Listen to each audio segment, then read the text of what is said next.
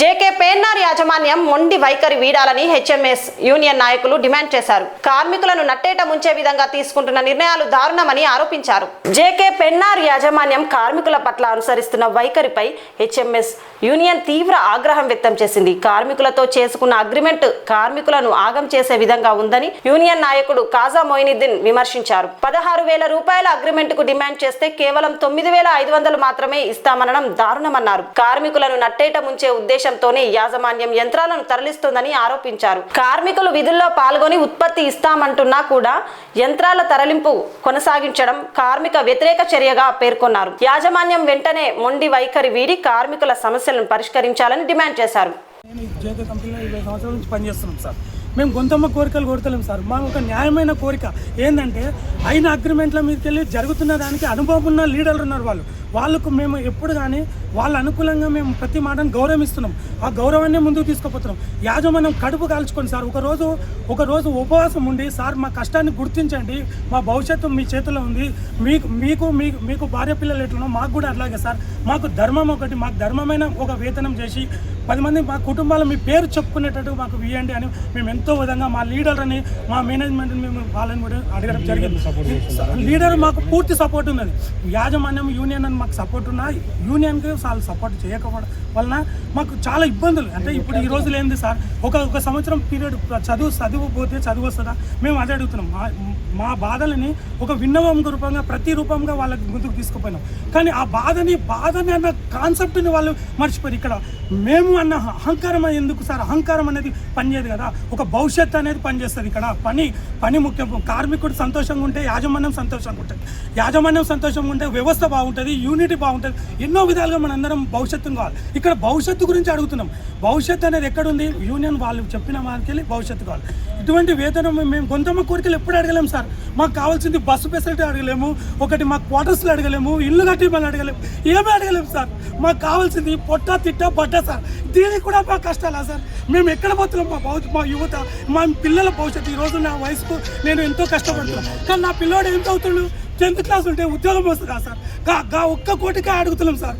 మేము ఒక్కటే అడుగుతున్నాం సార్. మాకు కావాల్సింది తిండి బట్ట పొట్ట, దానికి సరైన వేతనం ఒకటే ఇప్పియండి సార్ అని అడుగుతున్నాం.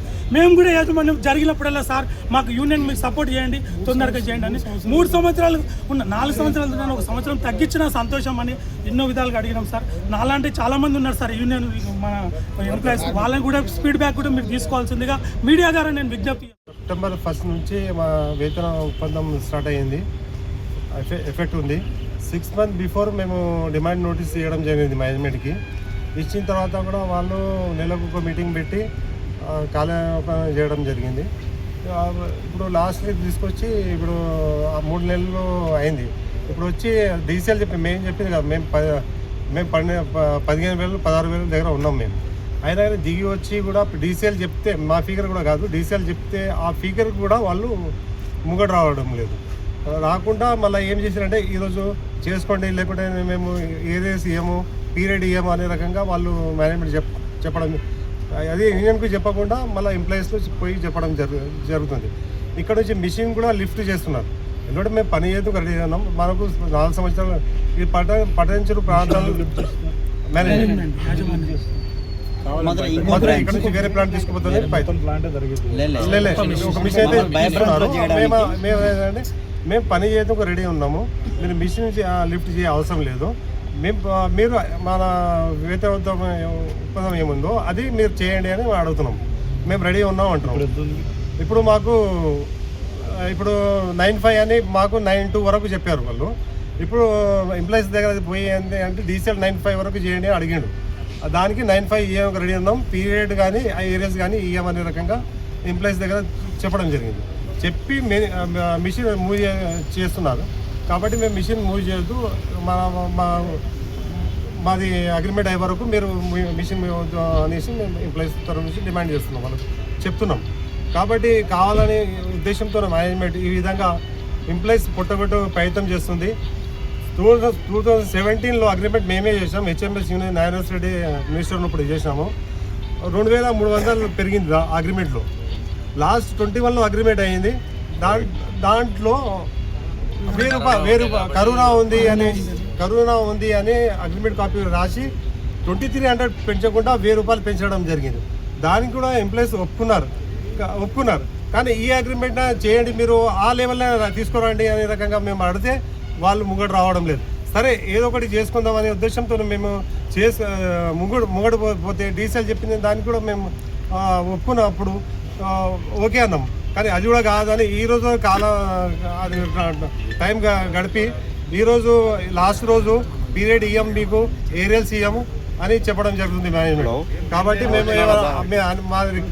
మాది ఒకటి డిమాండ్ ఇది ఉంది, మాకు ఈరోజు కూడా మీరు చేయండి, పీరియడ్ పోవద్దు, మాకు ఒక రోజు పోవద్దు, ఏరియల్స్ పైసలు వచ్చేదిగా 3 నెలలు మాకు కావాలని అడుగుతున్నాం. మా డిమాండ్ ఇప్పుడు కూడా మేము రెడీ ఉన్నాం అగ్రిమెంట్ సంతకం పెట్టేందుకు. కానీ లేదు అని మాకు బెదిరియడం, మిషన్ ఇక్కడ తరలిస్తాం అట్లా చెప్పడం, పోలీసులకు పిలిపించి మా మీద భయప్రాంతం చేస్తున్నారు మాకు. కాబట్టి మేము ఈ అగ్రిమెంట్ తొందరగా వాళ్ళు ముంగడికి వచ్చి కంక్లూడ్ చేయాలని మేము మా డిమాండ్.